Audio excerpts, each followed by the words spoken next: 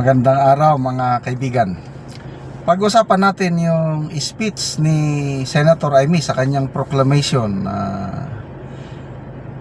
kung saan pinasalamatan niya si dating Pangulong Rodrigo Roa Duterte, pati si BP Inday Sara.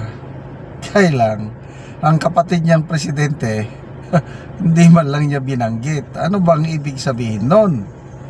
Grabe. Ito napanood ko mismo yung speech niya na yun. Kailang binalita na ng Inquirer. Basahin natin dito. Amy Marcos thanks ex-President Duterte, skips President Marcos in speech.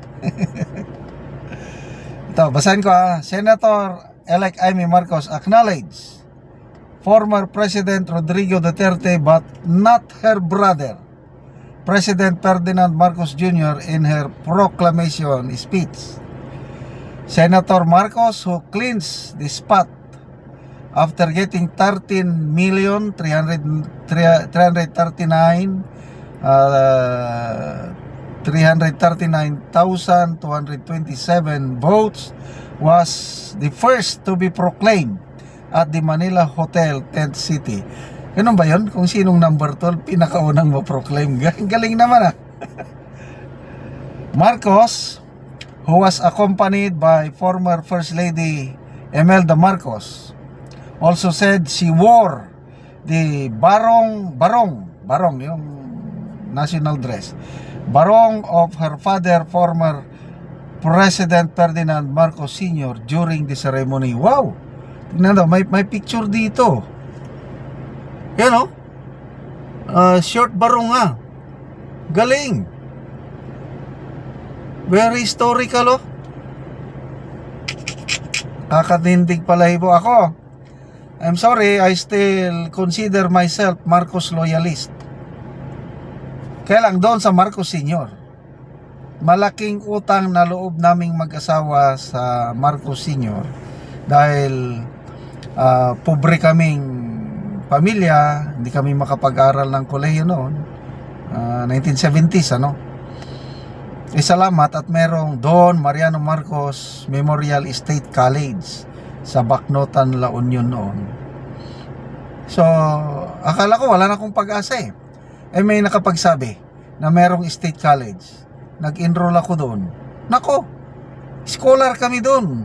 Ang tuition ko lang noon, actually hindi tuition miscellaneous fees, 40 pesos per semester. Ganun lang.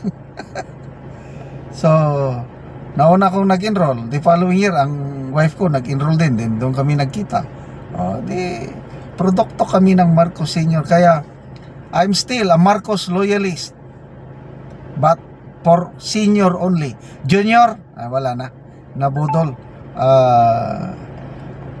Tumulong ako to the best of my ability na ikampanya ang Marcos Jr. Kaya lakala ko like father like son. Kaya lang wala.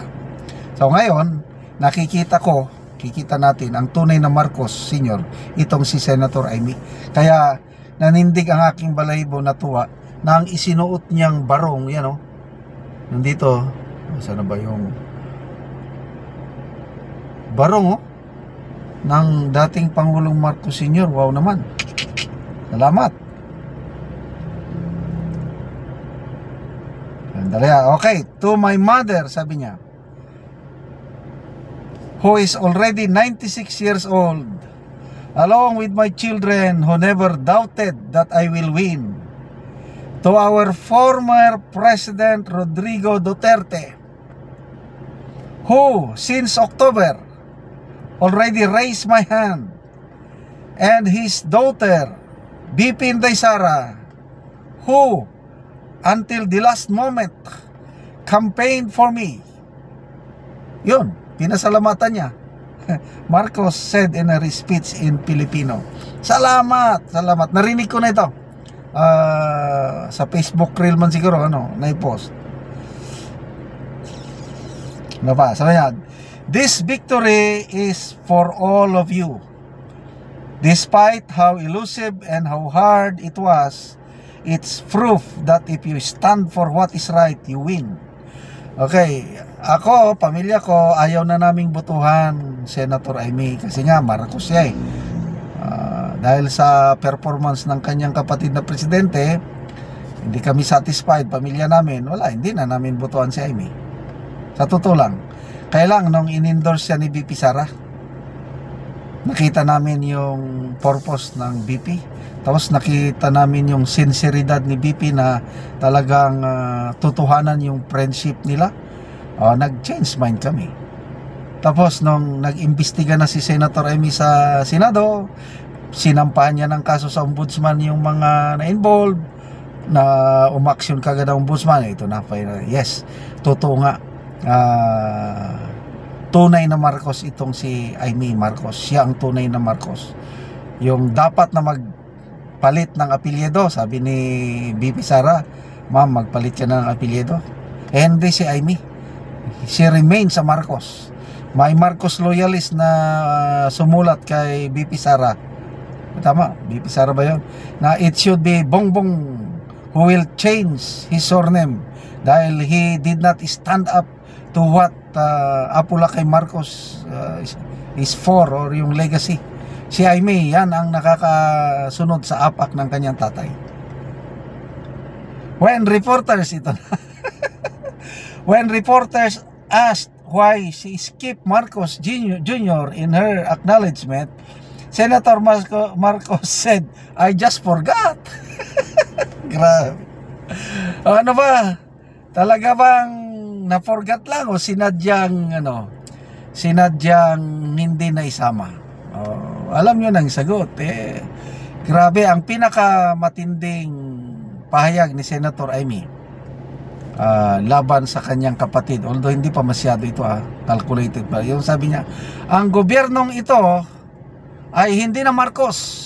Ang gobyernong ito ay Romualdez and Araneta. Wow. Iyon na, yung malaking sampal sa mukha ba? I don't know how do you call it. Dahil nakakahiya yun.